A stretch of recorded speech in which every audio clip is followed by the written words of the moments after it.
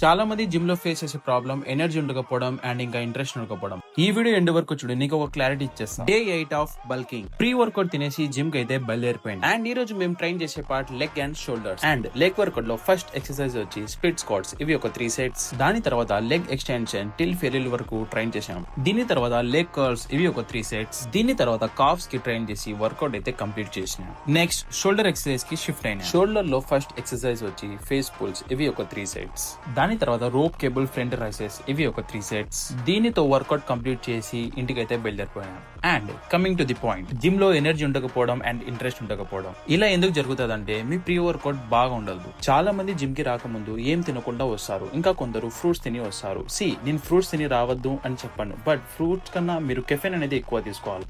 అందుకే చాలా మంది ప్రీ వర్కౌట్ సప్లిమెంట్స్ అనేది తీసుకుంటారు, బట్ అవి కాస్ట్ చాలా ఎక్కువ. ఈ వీడియోని లైక్ చేసి నన్ను అయితే ఫాలో చేసుకోండి. నెక్స్ట్ వీడియోలో పర్ఫెక్ట్ ప్రీ వర్కౌట్ మీల్ అయితే మీ ముందరికి తీసుకుని వస్తాను.